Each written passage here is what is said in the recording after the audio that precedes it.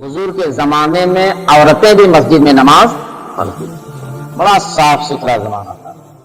اب تو صاف ستھرا نہیں ہے، صاف ستھرا تھا تو حضور کے زمانے میں عورتیں آتی تھی، وہ حضور کا پاک زمانہ سب صاف ستھرے۔ اللہ، اب زمانہ کچھ اور ہو گیا ہے، جس کی وجہ سے مفتیان کرام نے، علماء کرام نے عورتوں کو کیا کر دیا؟ منع کر دیا، بین لگا دیا کہ اب عورتیں مسجد میں نہیں آ سکتی ہے۔ اور یہ بین حضور صلی اللہ علیہ وسلم کے بعد حضرت عمر رضی اللہ تعالیٰ عنہ کے زمانے میں لگا۔ حضرت عمر نے پابندی لگا دیا کہ اب کوئی خاتون مسجد میں نہیں ہے، جو آج تک منع ہو جاتا۔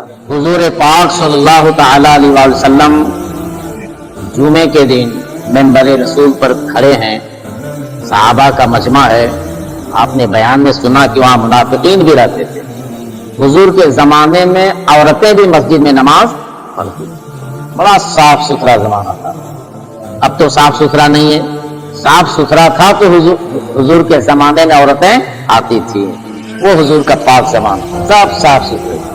اللہ، اب زمانہ کچھ اور ہو گیا ہے، جس کی وجہ سے مفتیان کرام نے، علماء کرام نے عورتوں کو کیا کر دیا؟ منع کر دیا، بین لگا دیا کہ اب عورتیں مسجد میں نہیں آ سکتی ہے۔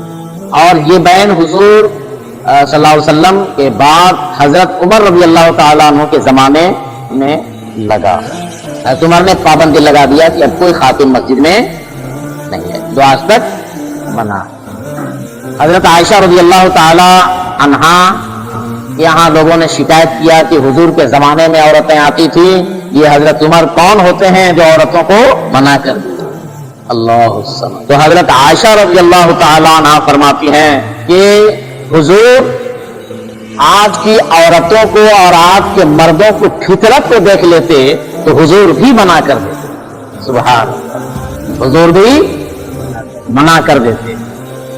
حضرت عمر رضی اللہ تعالیٰ عنہ نے منع کر دیا، جو آج تک ہے۔ تفسیر نعیمی میں علامہ احمد یار خان نعیمی رحمۃ اللہ علیہ لکھتے ہیں، بڑے مفتی اور بڑے پائے کے عالم گزرے ہیں، وہ اکیلا مشورہ دیتے ہیں کہ میری اپنی رائے ہے کہ اس دور میں عورتوں کو مسجد میں آنے کی اجازت دیا جائے۔ سبحان اللہ، حضور کے زمانے میں آتی تھی، حضرت عمر نے منع کیا، اس کو میں بھی مانتا ہوں، مگر میں بحیثیت مفتی سارے مفتیوں سے کہتا ہوں کہ اب عورتوں کو مسجد میں آنے کی پرمیشن اور اجازت دے دیا جائے۔ کہا کیسے؟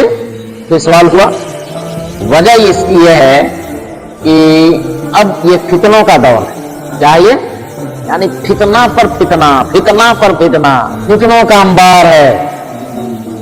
عورتیں مارکیٹ جا رہی ہیں، عورتیں کہاں کہاں جا رہی ہیں، گھومنے پھرنے پارکوں میں، وہاں یہ فتویٰ سمجھ میں نہیں آ رہا ہے، اس پر عمل نہیں ہو رہا ہے۔ کم از کم عورتیں مسجد میں آ کر کے خطبہ تو سنیں گی، ان کو تو کچھ فائدہ ہو جائے گا۔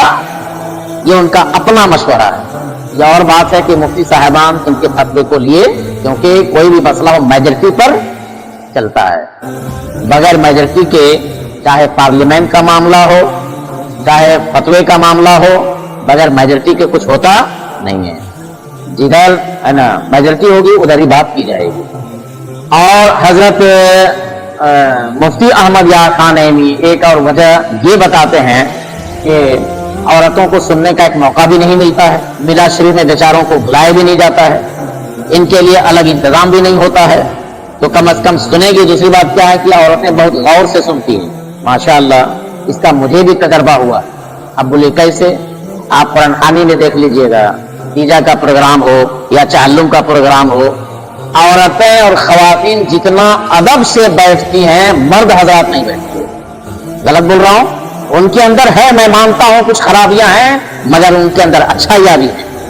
مردوں کی عقل تو بہت زیادہ ہے، مگر کہیں کہیں دیکھتا ہوں ان سے بھی کمزور ہیں۔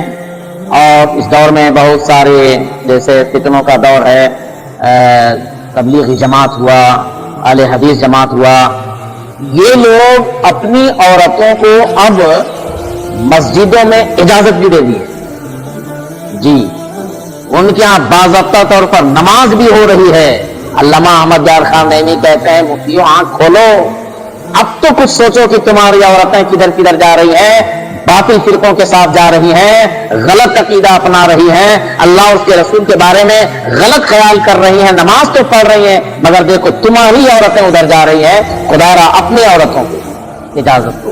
یہ مسئلہ ہے، اجتماعی مسئلہ ہے، ہم پر بھی، ہمیں بھی اس پر کوئی رائٹ نہیں بنتا ہے، ہم بھی اجازت نہیں سکتے ہیں۔ یہ کیا ہے؟ اجتماعی مسئلہ ہے امت کا۔ جب تک سارے علماء مل کر کے سب کر کے بات نہیں کریں گے کوئی بھی مسئلے کا حل نہیں ہوگا۔ اللہ تعالی ہم سب کو عمل کرنے کی توفیق عطا فرما۔ کھڑے ہو کر کے سلام۔